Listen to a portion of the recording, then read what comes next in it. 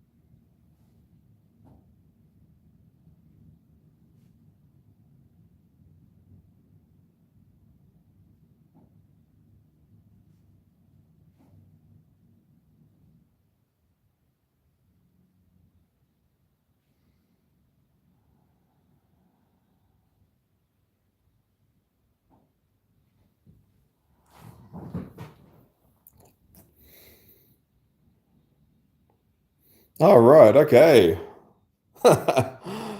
Going to a birthday, huh? That's fantastic.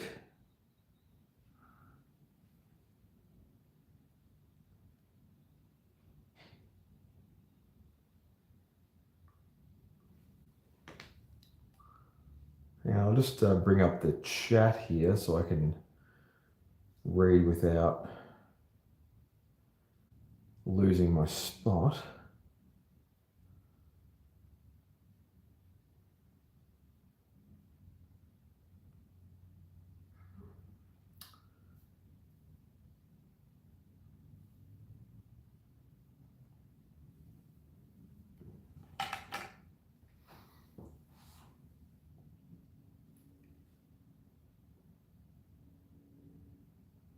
I hope you have a good time at the party. There's quite a few parties happening.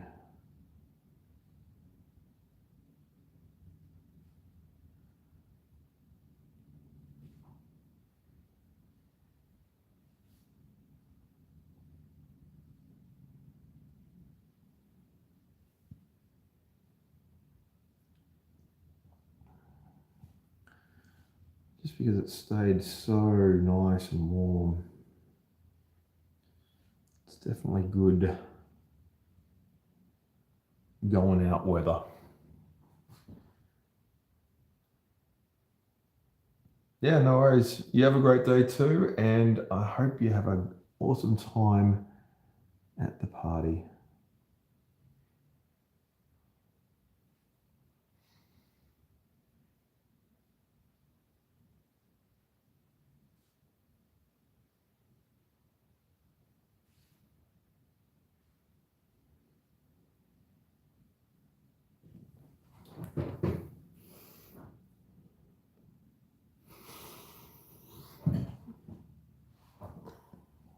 I'm trying out a new format when it comes to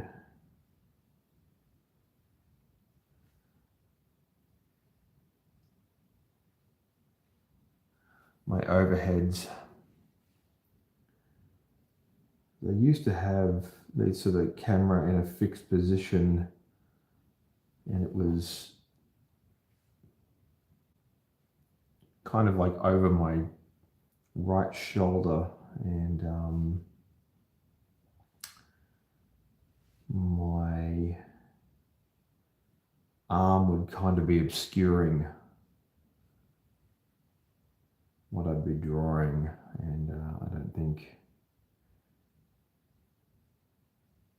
viewers really appreciated that. So I've made a few minor adjustments, and I hope you enjoy it.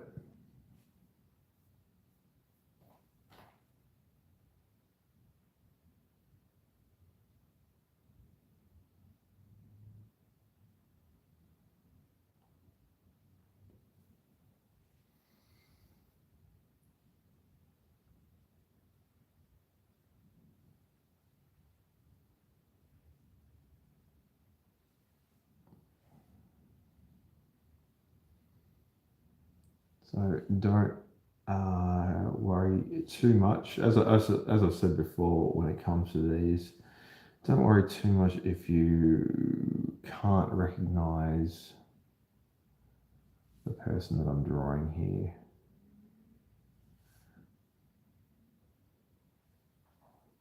They are not, as far as I'm aware, famous. Like they're not movie star or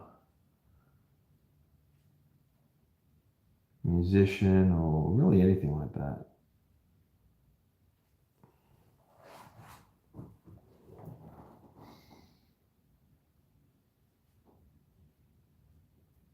They're just a nice person that works at a job.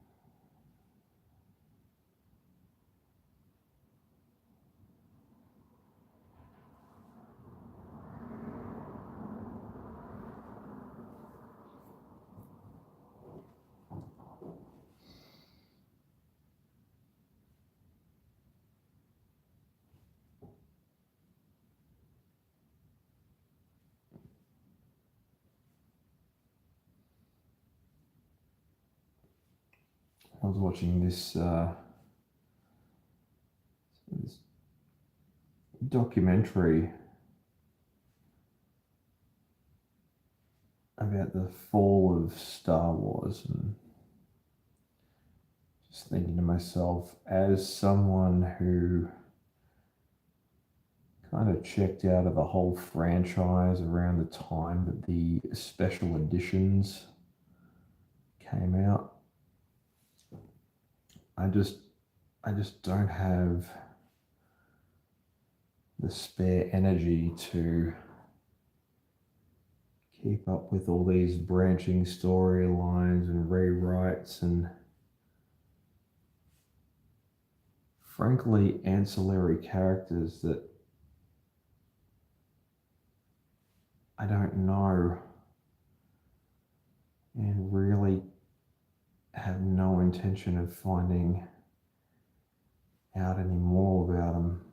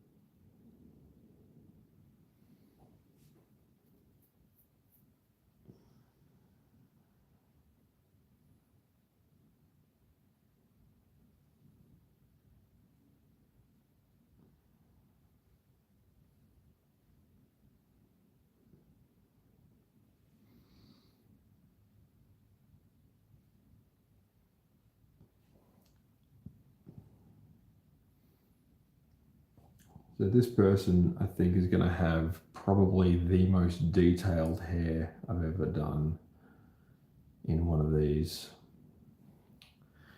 And I've drawn over 100 of these so far.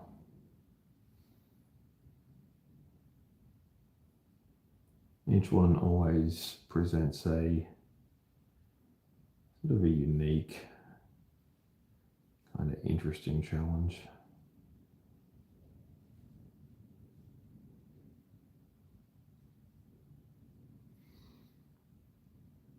So what I was thinking is, with this hair, sort of make it very similar to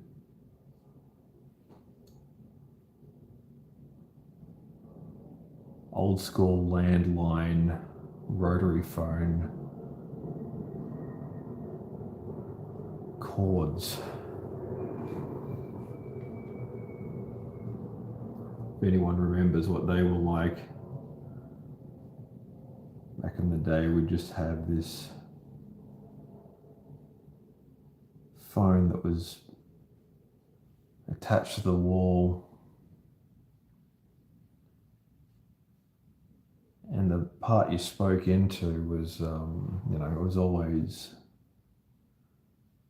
hanging by this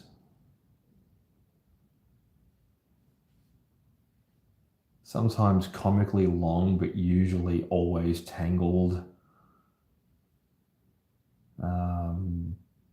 cord. It was like a wraparound cord and everything.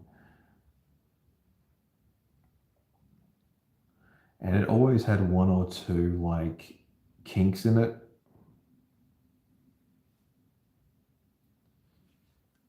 And just trying to figure out how the kink got there in the first place and then how to subsequently remove it was one of those things that always, I found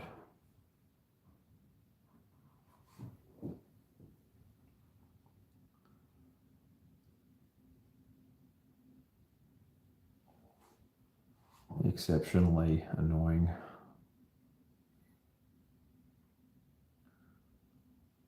Like back in the day, I used to work in a call center. In fact, I used to work in quite a few call centers.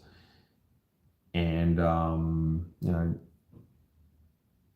the phones that we were working on, as I was, part of a team, they were usually, the old school, cheap landline style of phone.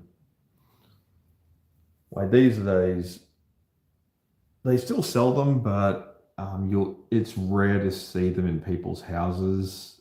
Like anyone under the age of like maybe 60 will still actually have them.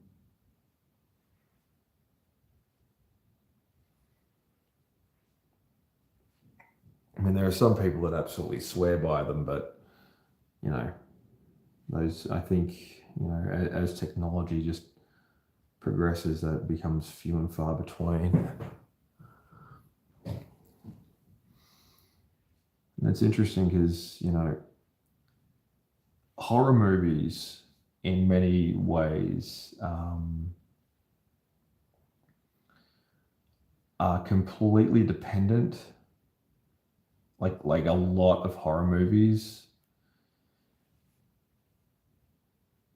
are completely dependent on some form of available technology either not working or working as unintended. Like the Final Destination series, for instance, is a prime example. It's just like, what if Murphy's Law was the existential threat? And honestly, like, I kind of wish that movie series wasn't so, ironically perfect. Because to this day, I cannot drive behind one of those trucks carrying logs and not think of that movie. And I'm pretty sure I'm not alone, just seeing a big flatbed semi trailer with a bunch of, freshly cut down trees, just, you know, open air, nothing really securing them except for the weight of the logs themselves. And you just think, yeah, one like really dramatic speed bump, and you can just see one of those big, you know, Scottish cabers flying at you. It's one of those things I think about, especially when I'm driving out west. If you ever get out on a major highway and you see, a log truck, I mean, I don't know about you, but I always slow down just a little bit. I always give them like a little bit more like car space between myself and them.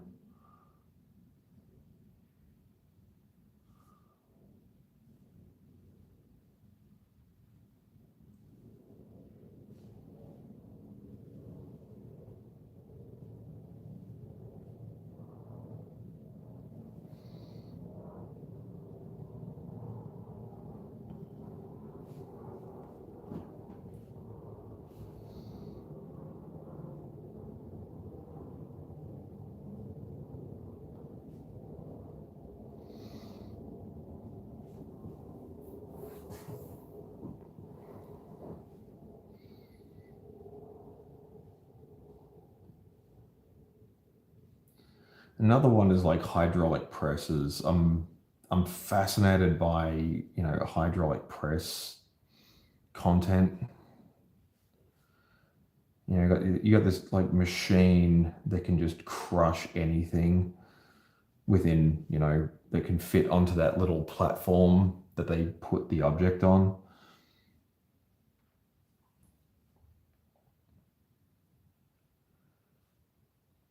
And like it always, depending on the setup, the person who's, filming the slow motion destruction of whatever item he's deciding to sacrifice to the god of the crushing or whatever.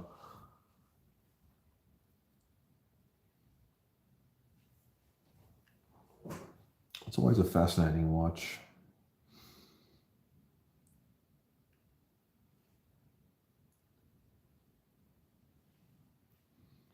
There's quite often like they'll fold paper and try to get it as like compact as possible.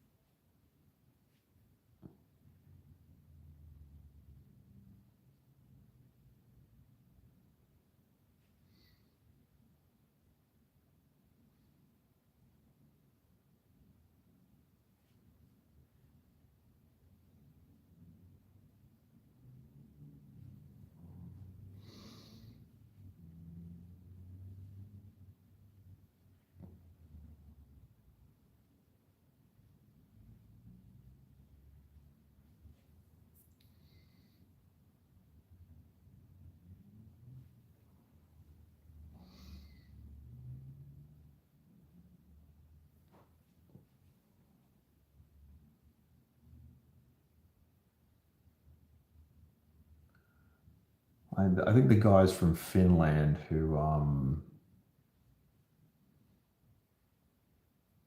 does the hydraulic press, like the best hydraulic press videos I've ever seen. And he's got that funny, like, Finnish accent. So he's speaking English, but it's always in that funny kind of sing-song tone that Finnish people's like kind of speak in. Like it's a little bit high pitched. It's a little bit quirky, and it sounds like a perfect cartoon character.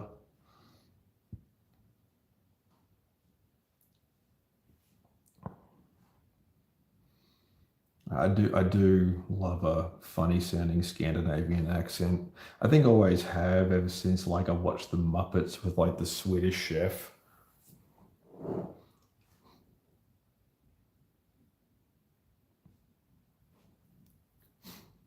Big fan of that show.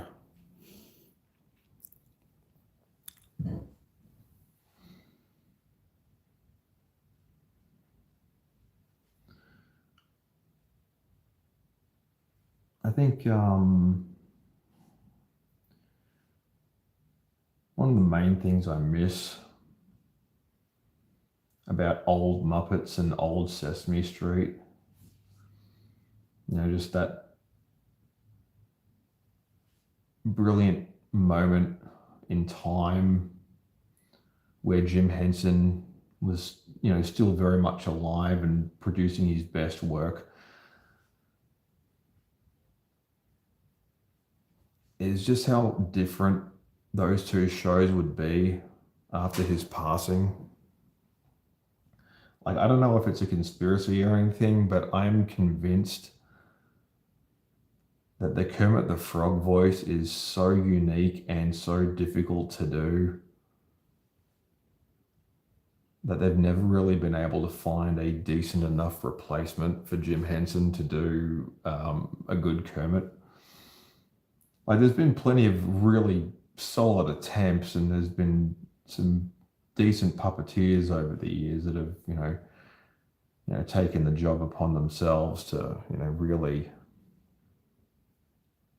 embrace that role. But yeah, I don't think anyone's been able to really come close. And the thing is, like, people want authenticity. They prefer to hear an actual human. Like, it's all well and good to get AI to do it. And I'm pretty sure AI would do an excellent job. In fact, I have no doubt that it would.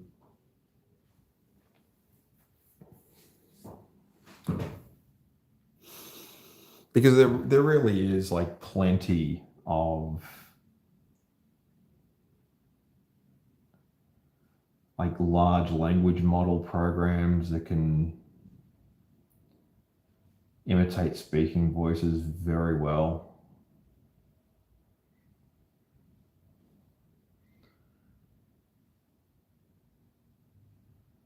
I mean, so far, none of them seem to be able to answer the "Are you a robot?" question in a convincing enough way to make it past the capture, but imitating somebody's voice that died back in like the early 1990s, surprisingly easy.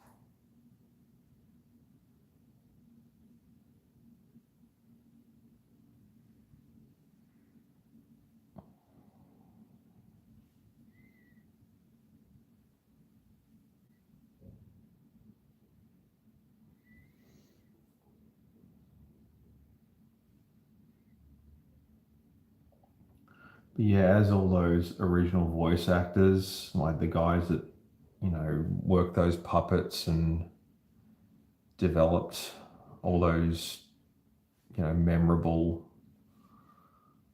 songs and starred in the movies and the TV shows and whatnot, as like the ones that are left kind of age out of the industry, like Frank Oz and Carol Spinney and the other guy that I can't remember the name of, things like Kevin Clash or somebody like that. Yeah, finding viable replacements. It's easy, and it's also very like casting labor intensive, very needle in a haystack kind of stuff.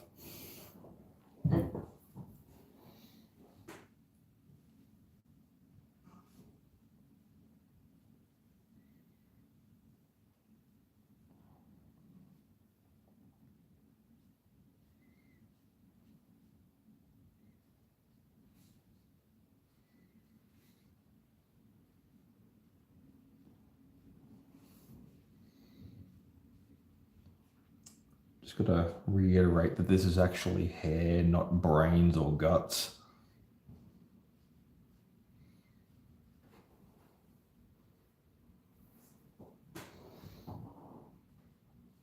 Back in the day, I used to have hair very similar to this, and I did actually grow it out for a while until it started forming into natural dreadlocks. And yeah, I've told this story a few times before, but at the time, I thought the dreadlocks I had were really cool. Like, I was a big fan of having like unique hair, and I think, yeah, dreadlocks were absolutely my jam. The only problem is, I learned kind of quickly that dreadlocks actually take a fair amount of maintenance that I wasn't really prepared for.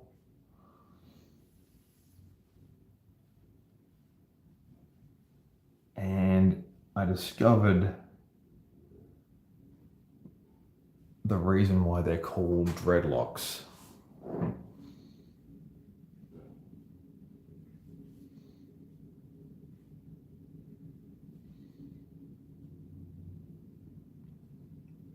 It's because after a while, you actually dread having them. Like, on some people, don't get me wrong, I think they look cool, and if they're well maintained, um, and if you don't mind wearing like an oversized beanie a lot of the time, then yeah, I think you can get um,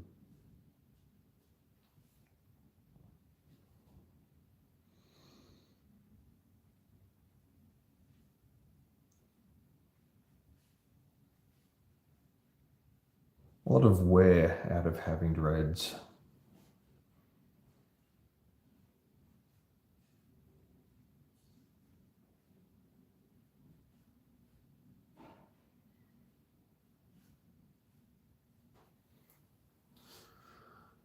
But for me, not so much.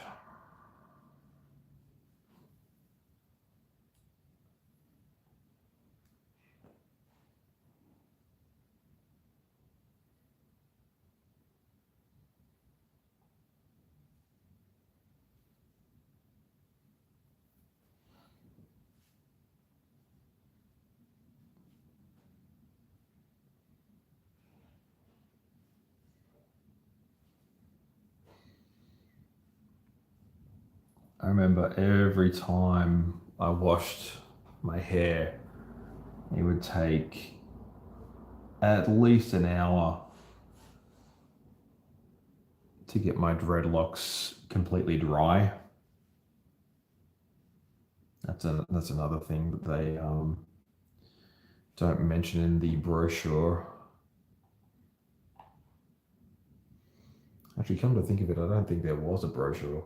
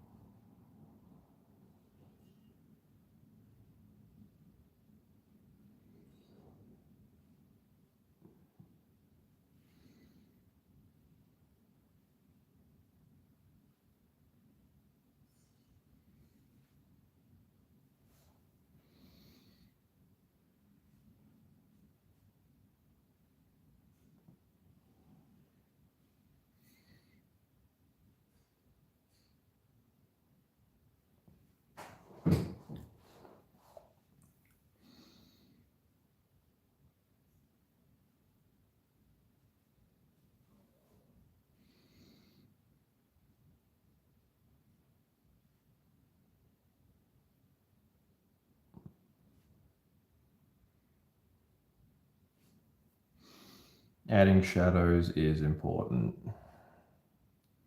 especially with this kind of hair. I actually dated a girl with hair similar to this as well. She was nice.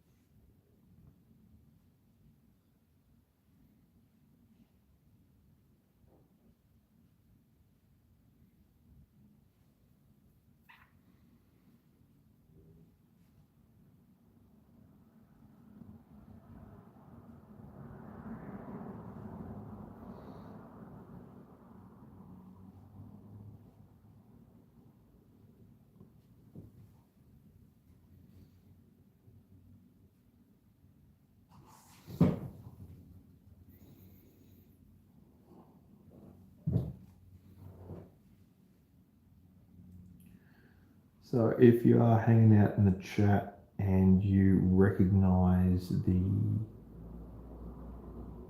tribute that I'm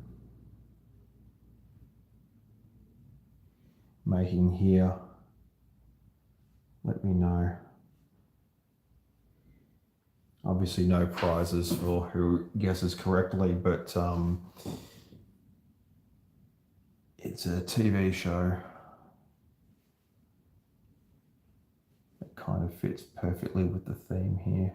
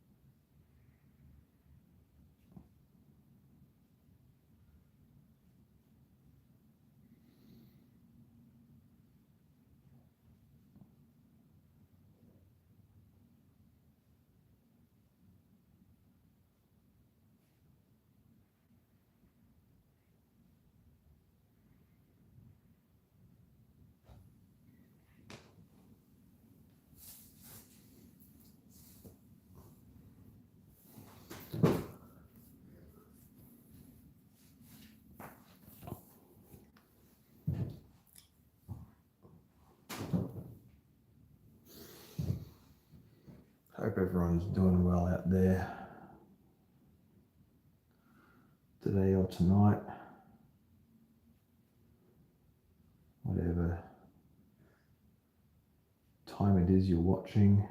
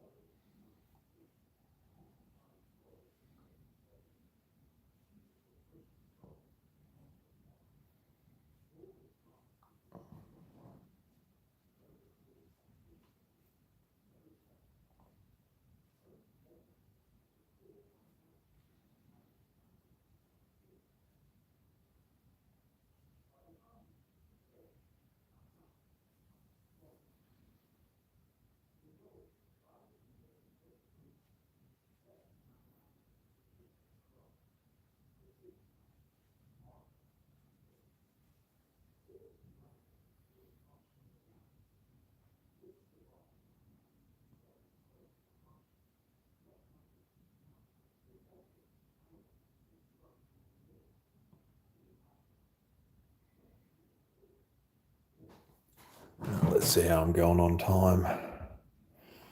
Oh, dang, 40 minutes. Doing all right.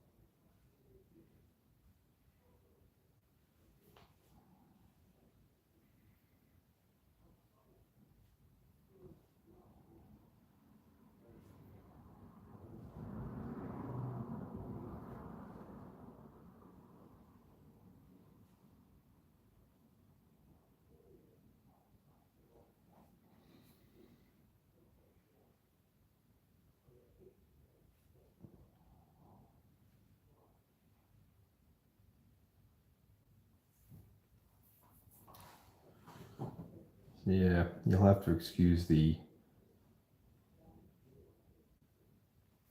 long silences. This one's actually fairly detail heavy, so it's a bit like when you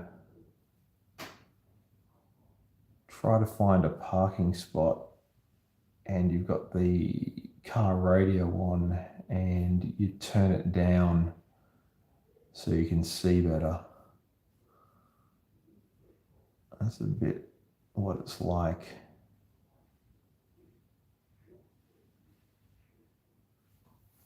When putting in detail. Not that that's an excuse or anything, but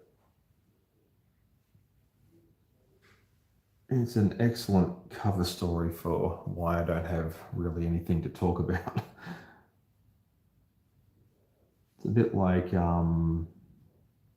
writer's block. If you've ever had writer's block, sometimes you just find yourself literally lost for words and you can't think of anything to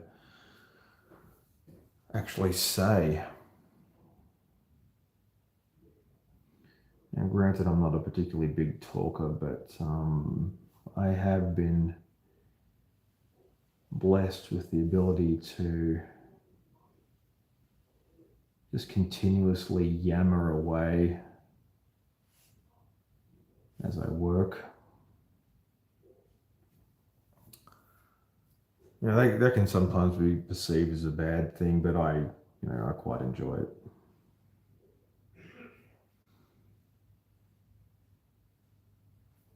I was watching this thing about Ace Ventura 2,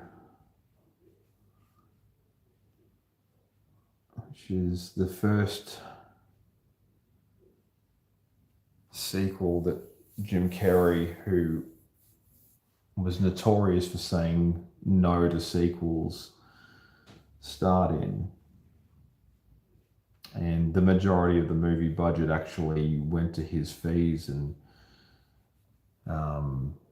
that movie, after like the first Dumb and Dumber movie, by far my favorite. Like in like 1994, Jim Carrey was everywhere. He was the biggest, male celebrity comedian on the planet.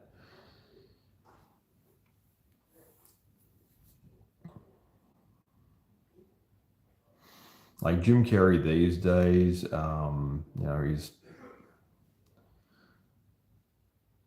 a bit of a cranky old hermit, but yeah,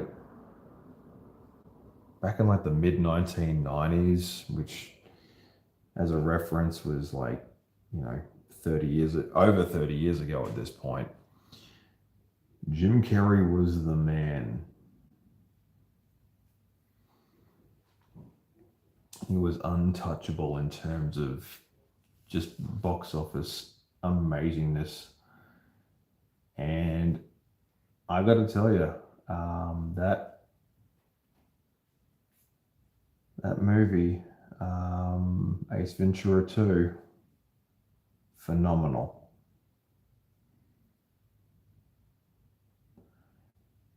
It's honestly one of the most quotable movies I think I've ever seen from that era.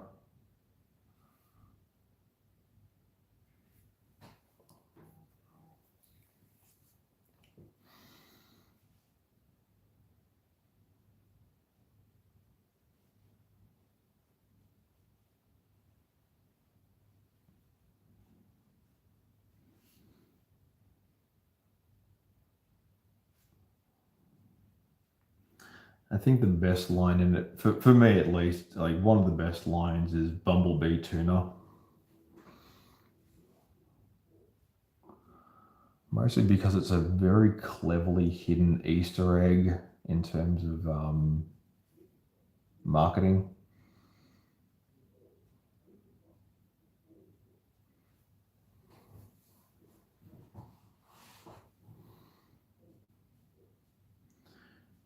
Because when he's like walking through that tribal village and he's saying Bumblebee Tuna to everyone he comes across, he's getting the standard greeting wrong. But Bumblebee Tuna is actually a product. Like it's a brand name for canned seafood.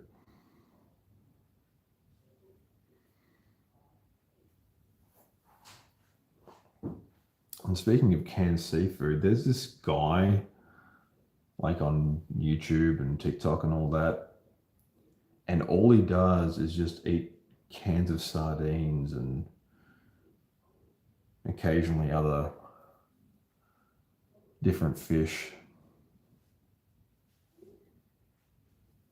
like oysters and stuff. He eats like barnacles and yeah, he's called Canned Fish Reviews, and his stuff is really fascinating because, like, you know, he's just talking about, you know, the kind of thing you reach for when you have nothing else in the fridge or in the pantry and you just need something to eat. Because realistically, sardines have always been kind of a staple survival food.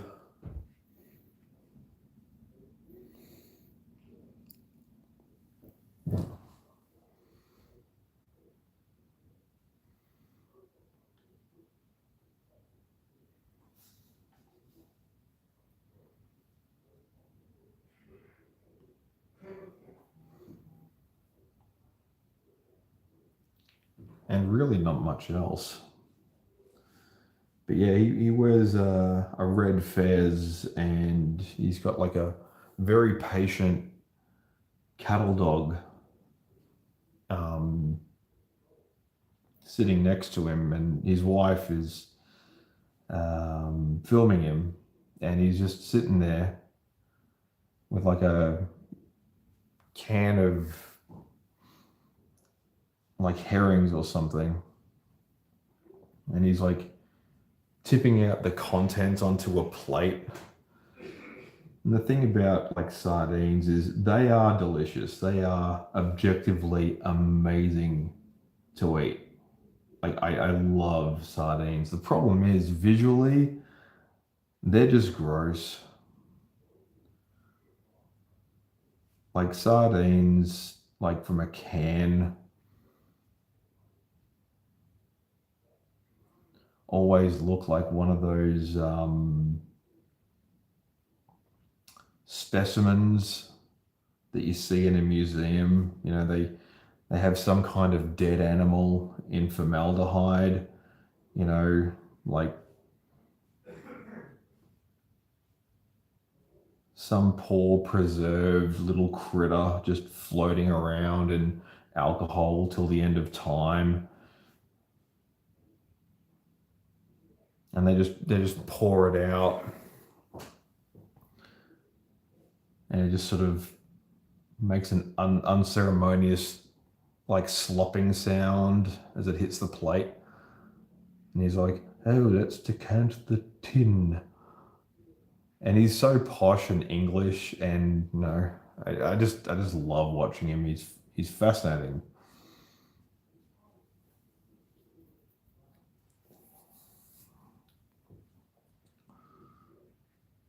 And like he's always pleasantly surprised for the most part about what he's eating. It's like, yeah, dude, it's mass produced like canned fish. It's about as close to processed food as the carnivore diet can really allow for.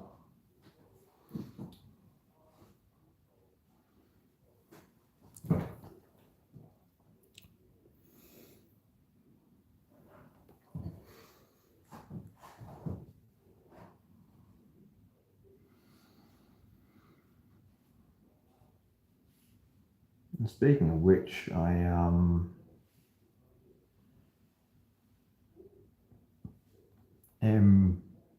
definitely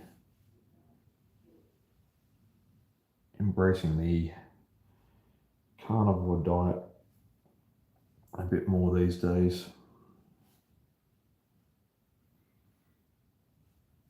I'm not quite there yet to take the full plunge.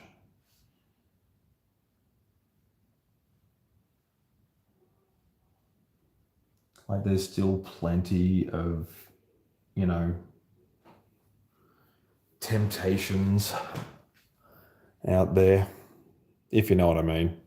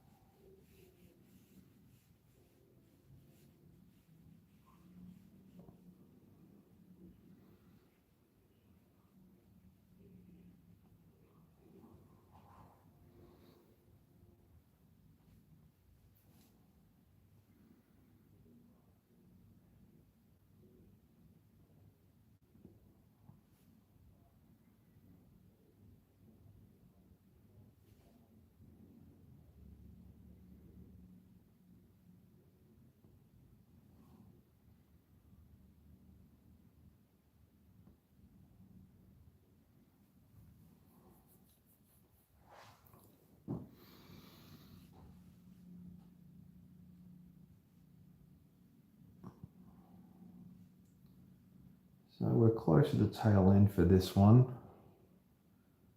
I do want to thank everyone who liked, subscribed, hung out in the chat, left a message saying that you were here. And out of all the entertainment options available to you online, you chose at least to spend at least a few seconds having a quick squeeze at what I'm up to. So for that, I am very grateful.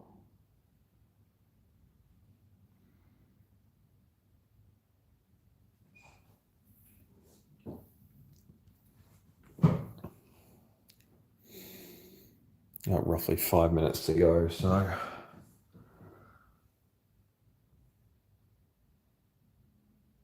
I think I can make it in time and get it to the 1 hour mark.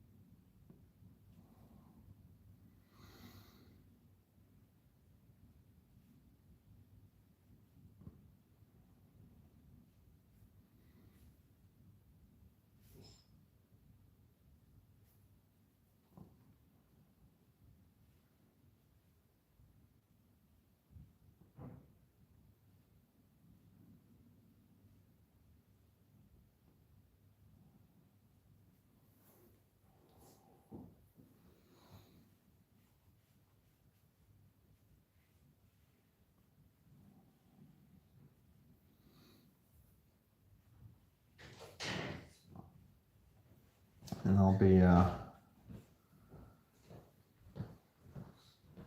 back soon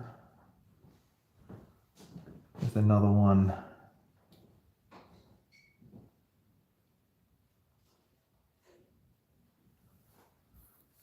As a live demo.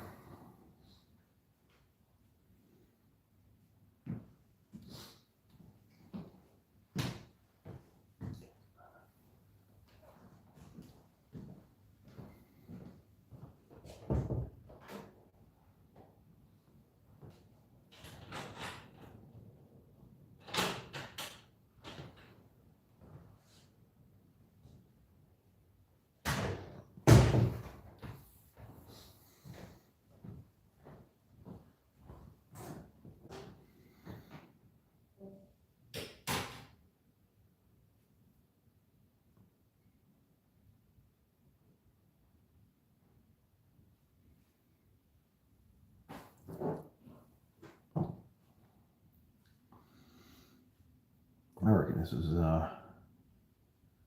reasonably successful. Let me know in the chat what you think.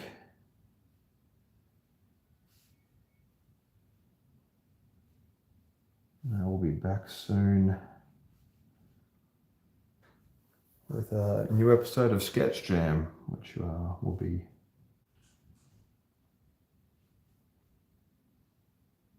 available.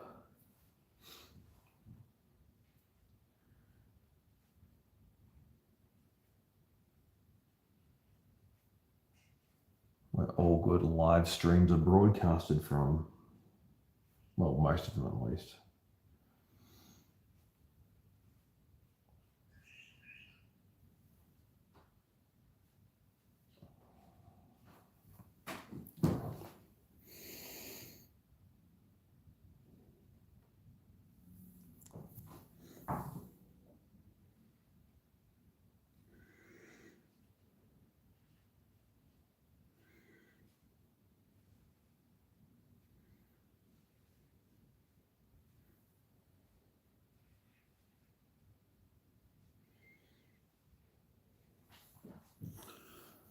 A few extra flyaways here and there.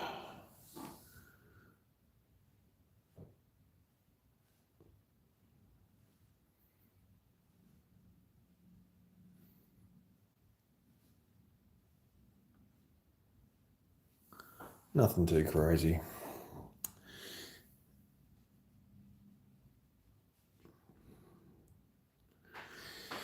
Anyway, guys, I would like to thank everyone on YouTube and TikTok who are tuned in tonight, wherever you are around the world. Thank you once again for checking out the live stream. I will cap it off there, and I will see you when I see you.